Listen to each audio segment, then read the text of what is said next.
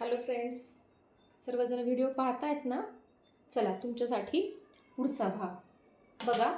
तुम्हाला काही महत्त्वाच्या टिप्स लिहून देणार आहे मी, त्या सर्वांनी लक्षात ठेवायच्या आहेत. ओके, बघा. पहिली महत्त्वाची टिप आहे, दोन समसंख्यांची बेरीज किंवा वजाबाकी ही समसंख्याच असते. म्हणजे काय?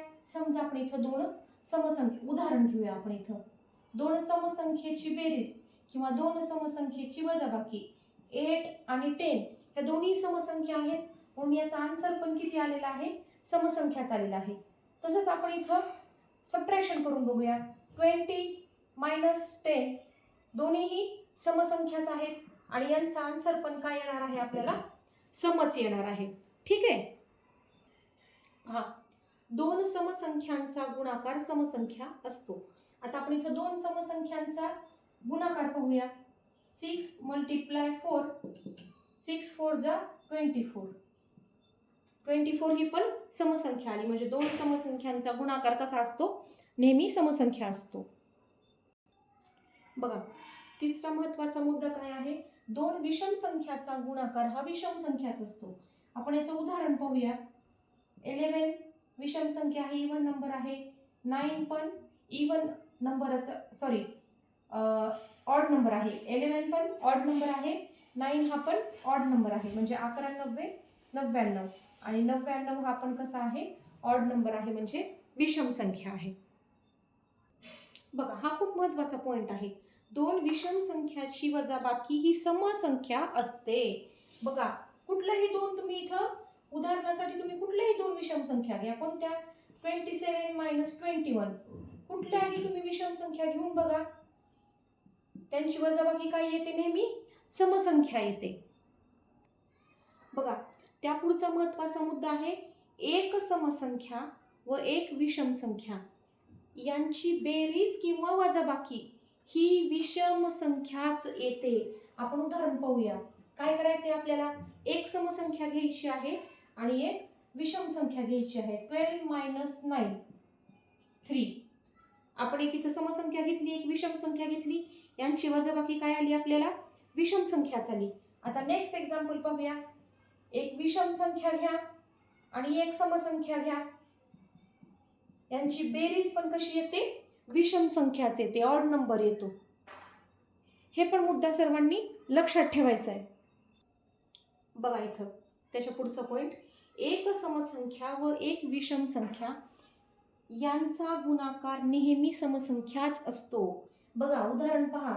कुठली पण समसंख्या घ्या किंवा कुठली पण काय करा, विषम संख्या घ्या, त्यांचा आपल्याला गुणाकार करायचा आहे.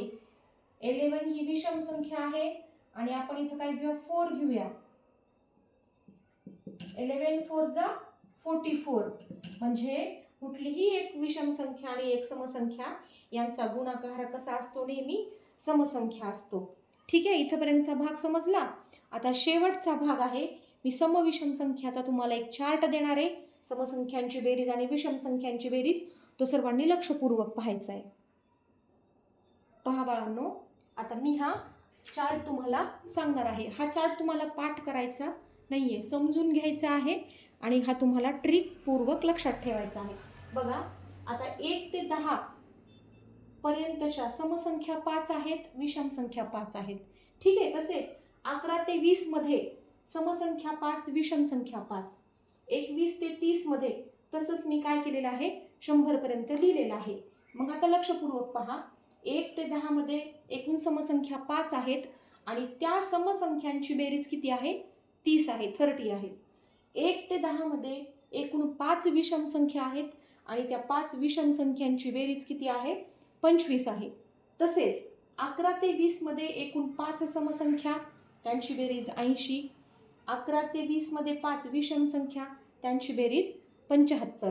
म्हणजे पहा, सगळीकडं 10-10च्या फरकाने, म्हणजे 21 ते 30, 31 ते 40, 41 ते 50, 51 ते 60 पासून 91 ते 100 पर्यंत सगळीकडे समविषम संख्या कशा असतील?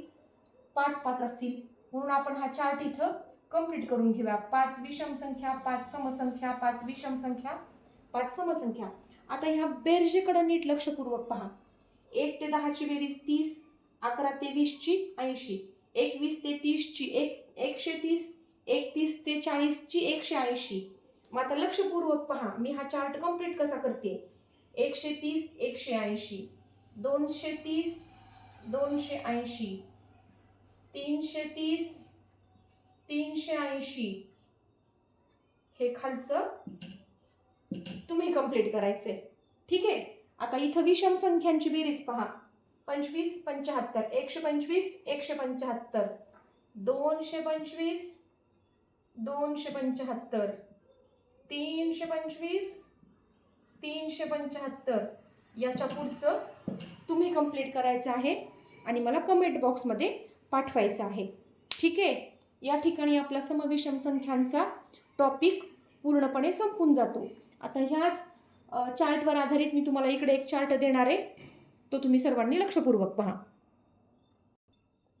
बघा, परीक्षेमध्ये कधी कधी कसा प्रश्न विचारतात, 1 ते 10 संख्यांची एकूण बेरीज किती. मग आता आपण इथं समसंख्यांची आणि विषम संख्यांची लिहिली, मग त्याची बेरीज करायची आपल्याला. 1 ते 10 या एकूण अंकांची बेरीज किती येते, तर 55 येते. हा प्रश्न परीक्षेमध्ये विचारला जातो. 11 ते 20ची कशी लक्षात ठेवायची पहा. हा 1 जो आहे ना, हा 1 ॲज इट इज लिहायचा आणि पुढं 55 म्हणजे 155. आता 21 ते 30ची विचारली, 21 ते 30ची विचारली म्हणून 255. 31 ते 40ची विचारली, हा 3 इथे लिहा 355. 41 ते 50ची विचारली म्हणून 455. 51 ते 60, 51 म्हणजे 555. 61 ते 70 655. 71 ते 80, 71 दिले बघा 71 म्हणून 755, 855. आणि 91 ते 100ची 955. ओके. आणि परीक्षेमध्ये कधी कधी तुम्हाला प्रश्न विचारतात की 1 ते 100 या अंकांची एकूण बेरीज किती. 1 ते 100 या अंकांची किंवा या संख्यांची एकूण बेरीज किती. मग आपण 1 2 3 4 5 6 यांची बेरीज करत बसणार का, नाही. तर या सर्वांची बेरीज करायची आणि त्याचं आन्सर मला माहिती आहे, याचा आन्सर बरं का, मला याचा आन्सर माहिती आहे, पण तुम्ही याचा आन्सर काय करायचं आहे, कमेंट करायचं आहे. किंवा ह्याचा आन्सर मी सांगते आणि तुम्हाला दुसरा प्रश्न विचारते.